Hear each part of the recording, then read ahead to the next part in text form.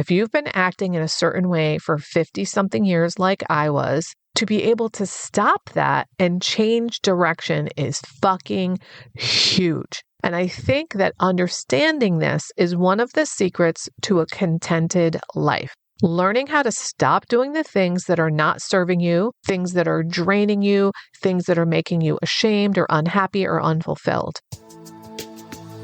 Hi, I'm Barb Nangle. I want to welcome you to my podcast, Fragmented to Whole, Life Lessons from 12-Step Recovery, where I help people heal their emotional, psychological, and spiritual wounds and make deep, lasting changes in their lives. I'm the founder and CEO of Higher Power Coaching and Consulting, LLC, where I coach people on how to develop healthy boundaries. On this podcast, I share my experience, strength, and hope from recovery. I don't support or endorse any particular 12-step recovery fellowship, and I don't claim to speak for any particular 12-step fellowship. I also don't believe that 12-step recovery is the only way to recover. You might need additional help. My hope is that you'll find my words concretely helpful in improving your life, whether you're in recovery or not. If you like what you've heard on this episode, please screenshot it and share it on social media. And if you do, please be sure to tag me at Higher Power Coaching. This is episode 198, How to Change Your Behavior After 50 Years of Momentum in the Other Direction. I was speaking with a colleague the other day about changing long-standing patterns of behavior and telling him, I've been doing that for most of my adult life. Before I get into the content about how to do that, here's a summary of some of the ways that I've changed over the years. I turned around my financial life 20-ish years ago when I went from declaring bankruptcy to buying a home within 9 years. I carried around over 100 pounds of excess weight for decades, and I'm now down over 100 pounds and have maintained that for 5 years. I had a lifetime of unhealthy, dysfunctional romantic relationships, and I am now in a healthy, loving, supportive relationship and have been for over 4 years. I also had really unhealthy relationships in other areas of my life too, typically where I was the rescuer, fixer, saver, and or did way more work to maintain the relationship than others. I didn't used to have boundaries. And now I have really healthy boundaries, so much so that I actually coach people on how to build them in their personal and professional lives so they can live on purpose and avoid burnout and overwhelm. I went from being a lifelong agnostic to becoming a deeply spiritual person, so much so that I named my company Higher Power Coaching and Consulting. I used to be a crier. I cried about everything, whether I was angry, scared, moved, it didn't matter. I cried volumes, and I almost always did it in isolation. I am not a crier anymore. As the solution in ACA says, when we release the burden of unexpressed grief, we slowly move out of the past. I've moved out of my past pattern of crying about everything. And speaking of crying and emotions, I used to feel like my emotions were gigantic compared to other people's emotions. It seemed to me from witnessing other people also that somehow my feelings penetrated me more deeply than other people's feelings penetrated them. And now I feel like my feelings are right-sized. My mental health has been stable and the most stable for the longest period of time for the last 7 or so years. And that's amazing after the many episodes of depression I've had over the years. I think getting my feelings and relationships in order has had everything to do with that. I've also transformed myself professionally. I'm a sociologist with a master's degree who worked for years at Yale University as a program coordinator for urban education programs. And when I got laid off through a series of serendipitous events, thank you, God, I have realized my lifelong dream of starting my own business. So, as you can see, I have changed my behavior in a lot of ways. And I've noticed some patterns about how that change process unfolds. One of the things that I said to my colleague where we were both like, holy shit, that's brilliant, I'm going to write that shit down, was not only did I change my behavior, but I did it after 50 plus years of momentum in the other direction.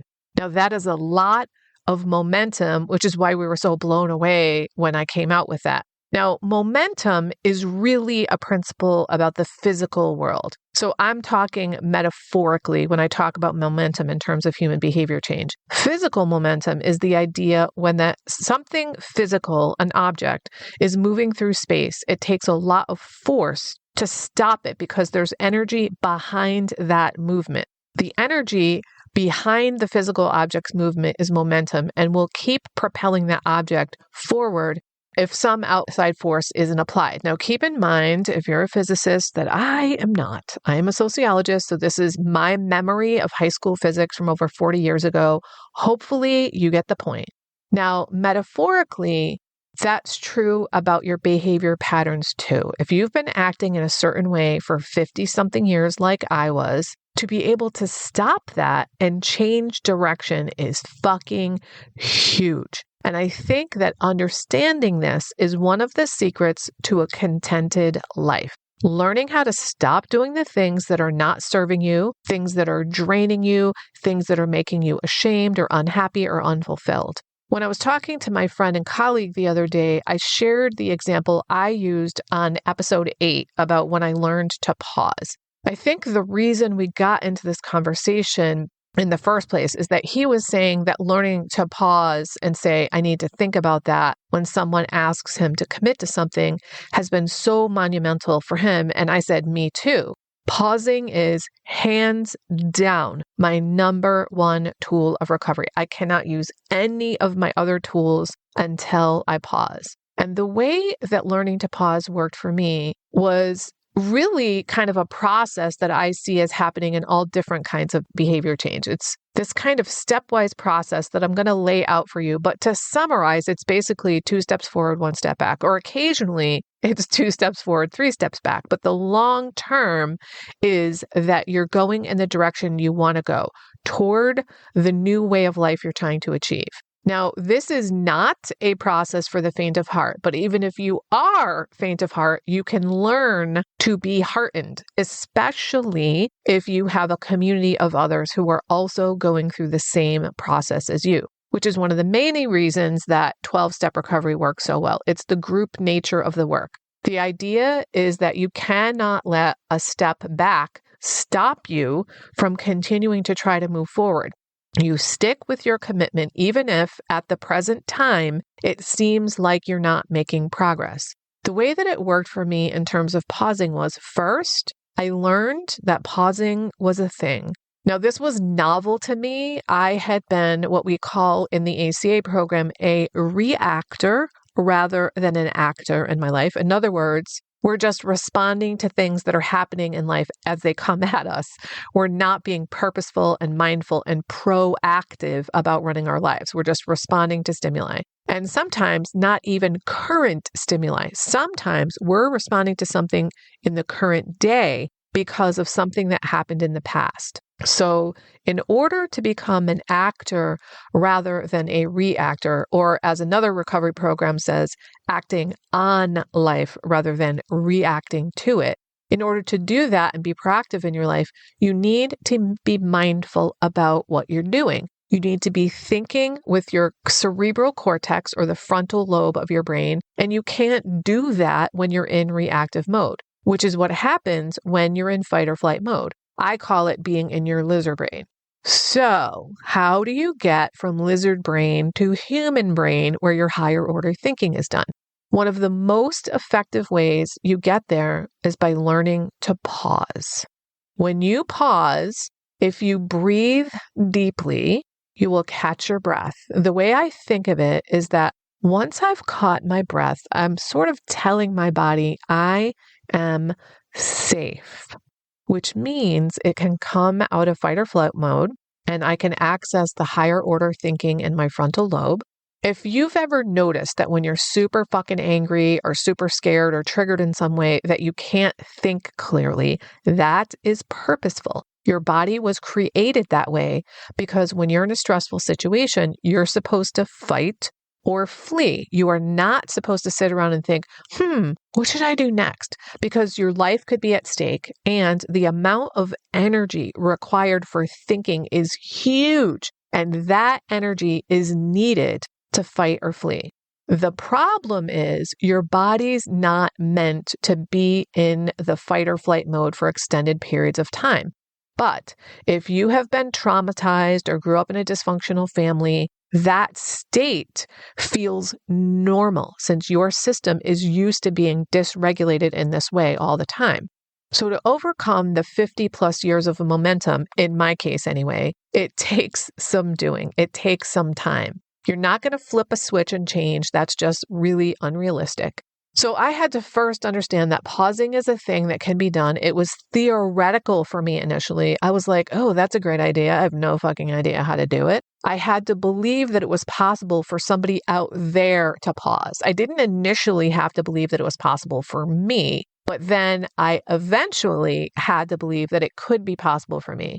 And as I started to entertain that idea, I started reflecting on things that were going on in my life, thinking back to situations that had happened previously and asking myself, was there an opportunity in that situation where I could have paused? And I'd see, well, that would have been a really good time to pause. Now, I can't go back and change the past, but I could see that had I paused in that situation, it could have been very helpful and it could have turned out very differently.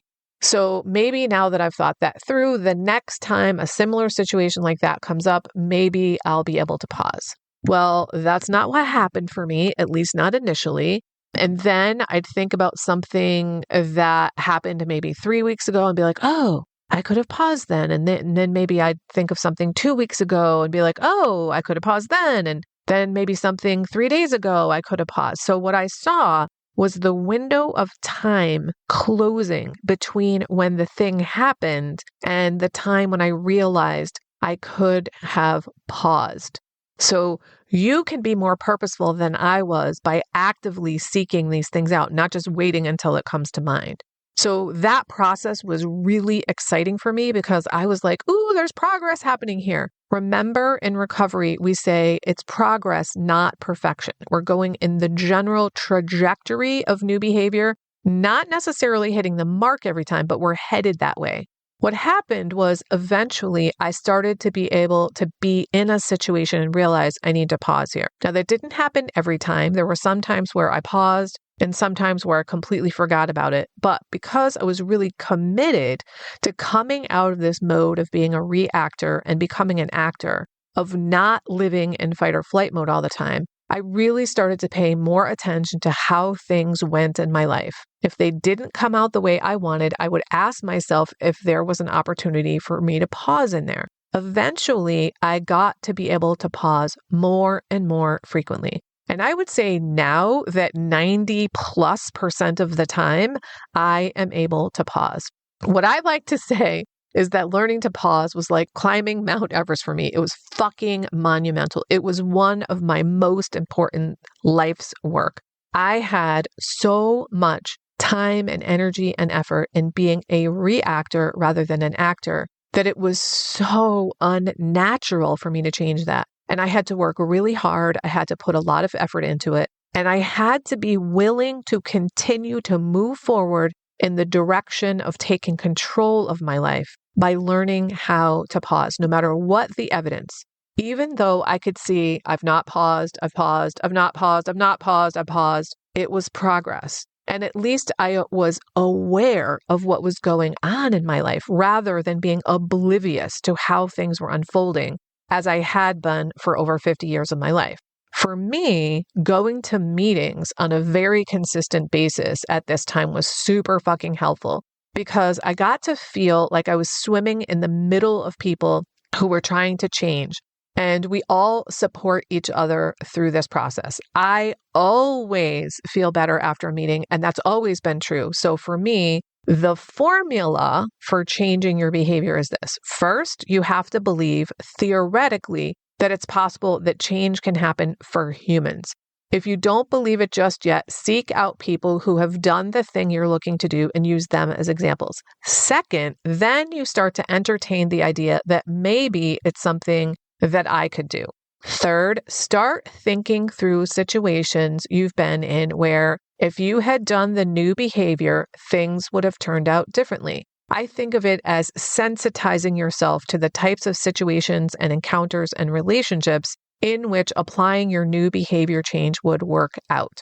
The more you do that, the more sensitized you become, and the more likely you are to be able to actually enact that behavior change. You might be like me, where that reflection time closes the window between when you notice that you could have changed and when you actually change.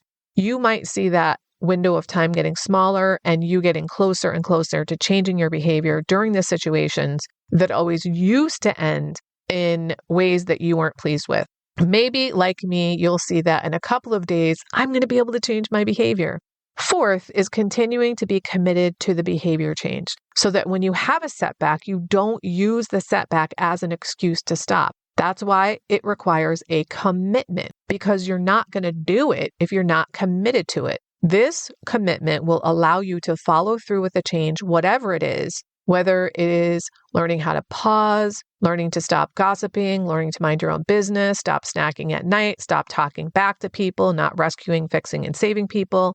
So I do want to give you another concrete example in a moment, but I want to say that this is the process that all of my boundaries coaching clients go through, because they're changing their lifelong patterns of behavior and they have to believe that it can happen first. And it's really helpful to have someone supportive of you. So even if you're not in 12-step recovery and you don't have a community, maybe work with a therapist or a coach or a clergy person to be supportive of you. You want someone who is going to stick with you. So here's another concrete example from my personal life. Let's say you want to stop burying your head in the sand regarding your finances, which is what I did for years. So first, you want to start looking for people who have gone from burying their head in the sand regarding their finances to someone who's really taken control of their finances and built their wealth, so that you can gather evidence that this is a thing that can happen. People can go from broke and miserable and feeling like there's not enough their whole lives to changing into people who really experience the abundance of life and take charge of their finances. Then you can start to entertain the idea that this is something that could happen for you. Now, while you're watching those other people who have changed, make sure you're paying attention to the behaviors they're engaging in now. What are the things that they're doing that are different than the things that you are doing, so that you have some ideas of what the actual behavior changes are that you need to make? For me, one of the things was that I didn't balance my checkbook, so I was able to remain oblivious to my finances. So I needed to start balancing my checkbook monthly. At the time I was making all those changes, I got paid on a monthly basis. And by the time I got my paycheck at the end of the month, I had been in such dire straits financially that I would just go out and spend money on whatever the fuck I wanted to spend it on. And only after that would I sit down and start thinking about paying bills, which meant I didn't have enough money to cover everything. And what inevitably happened is that I would bounce checks and I'd be paying all these fees. And I could have been using that money for the fees on something else. And I realized this is just not working for me. It was not working for me financially, and it was also extremely stressful. Talk about fight or flight mode. So starting to balance my checkbook monthly was huge. And then not allowing myself to spend any money until I'd made a plan for where it was going to go was extremely important. So that was actually kind of number 3 in the steps I laid out, where I was thinking of situations in which I could have changed my behavior. And then I became really committed to these changes and other changes, because I could see that my financial life was a goddamn mess. And I was making pretty decent money at the time, the most I ever had, but it just didn't seem like enough because I wasn't paying attention. I wasn't budgeting and deciding how much to spend where. And I was letting money kind of siphon out the drain by paying all those fees. So I did decide at that time, for a while anyway, that I needed to bring in some more money. So I got a job as an adjunct professor, which helped me to get my head above water, which was another way that I changed my behavior. So that's another example of how you can apply these steps to behavior change. I would love to hear from you about either a behavior you have already changed and what the process was like for you, or if you take some of what I've said here and apply it to your life, I'd love to hear how it works for you. Drop me a DM on Instagram at Higher Power Coaching, or send me an email, barb@higherpowercc.com. Was recently reminded by a friend that when I first started recovery, I didn't feel lovable. I almost can't believe that I used to feel that way and that I kind of forgot something so profound because I truly love myself now. And I want that for everybody. If you don't love yourself, there's literally nothing that can make up for that.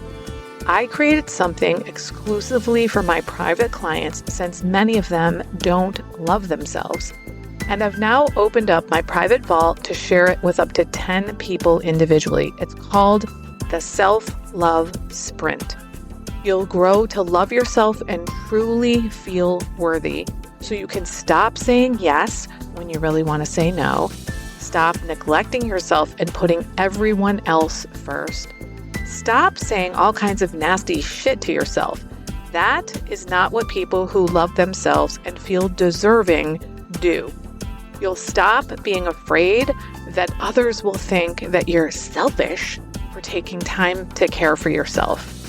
This is also for you if you don't really know who you are because you've always been such a fucking chameleon.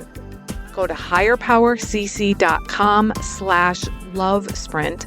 Remember, I'm only offering 10 of these, so don't wait. If you like this podcast, and I'm guessing you did or you wouldn't still be listening, then you're gonna love the other things I have to offer.